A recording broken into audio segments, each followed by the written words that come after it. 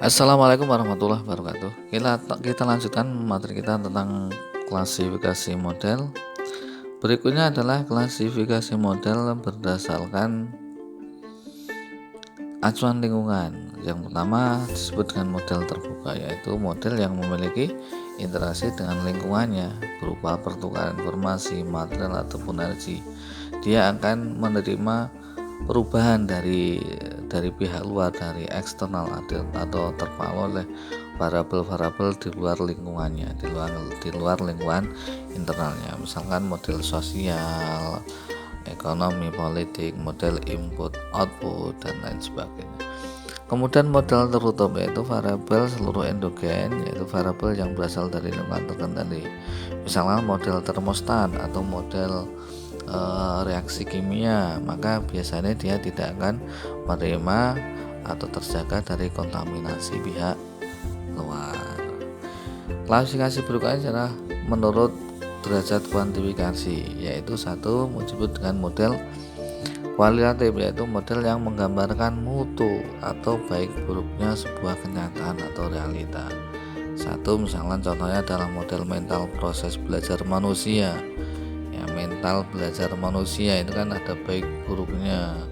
Kemudian model verbal dalam bahasa sehari-hari, tidak bahasa logias simbolis ataupun matematika, yaitu model percakapan. Kemudian yang kedua adalah model kuantitatif, variabelnya dapat dikuantifisir atau dihitung atau dinumerikan atau diangkakan. Itu contohnya adalah satu model statistik, yaitu mendeskripsikan atau menyimpulkan data, misalkan contoh pengukuran kinerja, model korelasi, model regresi, itu semuanya dikuantifikasikan atau dikuantitatifkan atau dinumerikan atau diangkakan. Yang kedua adalah model optimasi gitu, yaitu untuk menentukan jawaban terbaik, namanya optimum atau maksimal atau terbaik gitu. Optimalisasi analitik mencari jawaban terbaik melalui proses langsung dan tidak berulang, seperti analisis marginal, analisis inkremental. Kemudian algoritmik, yaitu mencari jawaban terbaik melalui proses berulang dan iteratif, misalkan simplex, model transportasi, dan seterusnya. Yang ketiga adalah model heuristik atau mencari jawaban terbaik tetapi bukan jawaban optimum, misalkan keseimbangan lintasan. Nah, keseimbangan lintasan produksi, mencari jawaban terbaik tetapi bukan jawaban yang optimum ya. Kemudian model simulasi, yaitu mencari jawaban yang terbaik dan menguntungkan untuk masalah yang kompleks, simulasi kejadian diskrit dan lain sebagainya. Semua ini adalah contoh model-model yang dikuantifikasikan atau dinumerikan ya. Kemudian dibagi menjadi beberapa jenis, yang ada yang statistik, optimasi, heuristik, dan simulasi. Kemudian berikutnya adalah klasifikasi model berdasarkan dimensinya. Ada yang 2 dimensi, yaitu terdiri dari 2 faktor, misalkan pegas, regresi linear, sederhana. Kemudian ada yang model multidimensi, yaitu terdiri dari banyak faktor penentu, misalkan simulasi, regresi linear berganda, dan seterusnya. Kemudian klasifikasi model berdasarkan model fisik dan abstrak. Model fisik itu bisa statis dan dinamis. Statis tentu saja tidak ada yang bergerak, misalkan maket arsitektur. Yang dinamis, misalkan contohnya dia melalui fisik tapi perubahan untuk menggambarkan perubahan, misalkan terowongan angin. Kemudian model abstrak, misalkan model mental. Abstrak itu ya bukan fisik atau menggambarkan tidak kelihatan, model mental, model bahasa, dan model matematis.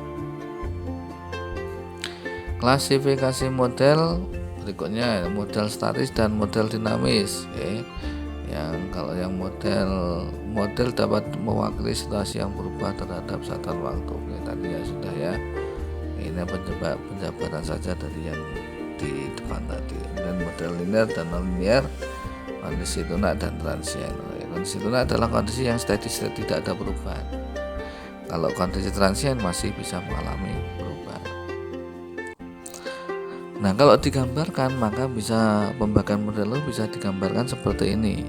Model dibagi dua, abstrak dan fisik. Abstrak dibagi dua, ada dinamis dan ada statis. Dinamis dibagi dua, dan non-linear dan linear.